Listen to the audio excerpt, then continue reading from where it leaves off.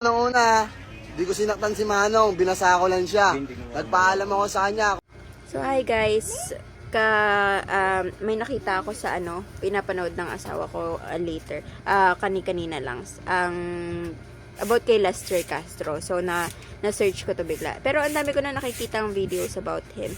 So si Lester Castro, ayun ng baril ng water gun na ano nga ba yun? Ano ba yung rider?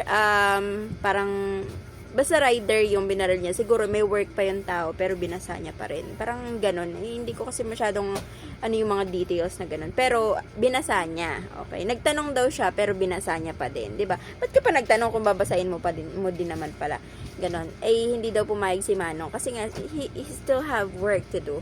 Pero, ayun, ang ginawa niya. So, ngayon, ganito. Ewan ko ba dun sa San Juan? Kasi, naging, matagal lang ginagawa talaga yung basaan na ganon.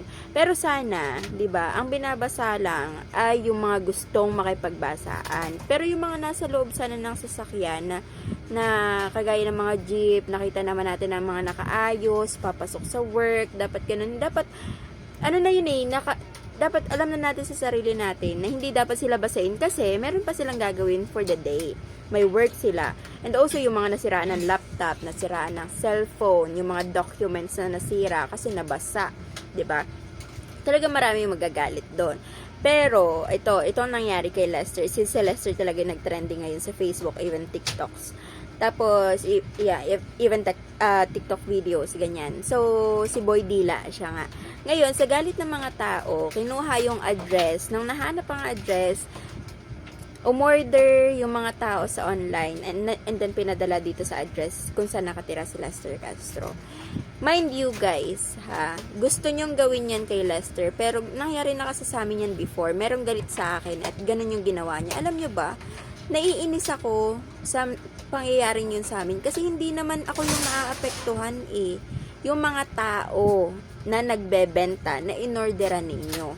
Kasi umorder kayo, tas dumating kay Lester Castro, hindi niya ini-receive, walang kikitain yung binilhan nyo na yung inorderan ninyo. Gets nyo ba? Kasi, Diyos ko, imagine niyo, last time talaga nung pandemic, awang-awa ko dun sa mga nagdadala sa akin ng mga pagkain.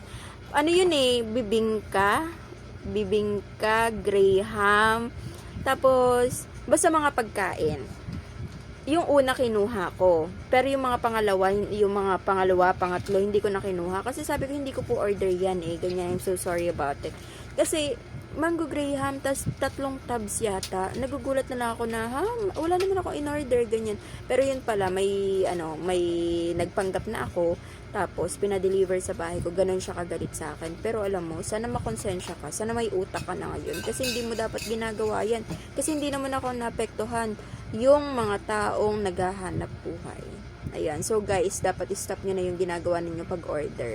Ganon. Kung keyboard warrior talaga kayo, go for it. Pero wag sana kayo makaabala ng ibang tao para lang makasakit pa ng isang tao. Kasi, yan, lahat naman tayo nagkakasakitan na dyan sa ginagawa natin yan. Yon. So, just be kind, everyone. Ang pangit ang hair ko. Yun lang.